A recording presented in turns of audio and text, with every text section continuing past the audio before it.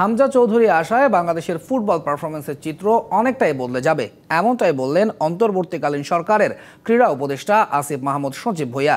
হামজার দেখা দেখি আরও অনেক বাংলাদেশি বংশোদ্ভূত এখানে আসতে আগ্রহী হবে বলেও প্রত্যাশা তার। গেল কয়েক বছর ধরেই বাংলাদেশ ফুটবল অঙ্গনে আলোচনায় হামজা চৌধুরী। তবে সবচেয়ে বড় সুসংবাদটা আসে গেল বৃহস্পতিবার। লাল সবুজ জার্সিতে খেলতে আর বাধা নেই হামজার। ভিডিও বার্তা দিয়ে এই ফুটবলার নিজেই নিশ্চিত করেছিল সুসংবাদটি।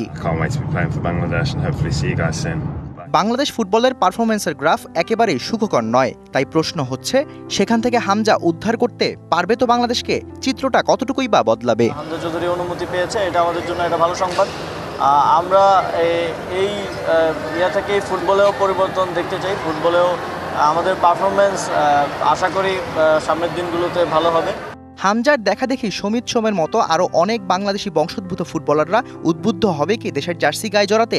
ক্রীড়া উপদেষ্টার উত্তর, হামজাকে দিয়ে যাত্রাটা মাত্র শুরু হলো। এটা একটা শুরু, যে বাংলাদেশের অনেকেই ডায়াসপোরার অনেকেই হচ্ছে অন্যান্য দেশে খেলে, তাদেরকে বাংলাদেশে খেলতে আসার জন্য এটা একটা ভালো শুরু বলে আমি মনে করি। ক্রীড়া উপদেষ্টা মনে করেন হামজা চৌধুরীর অন্তর্ভুক্তি দেশের ফুটবলের নতুন প্রজন্মের জন্য অনুপ্রেরণা হিসেবে কাজ করবে। Shahriar Hossain, DBC news, Dhaka.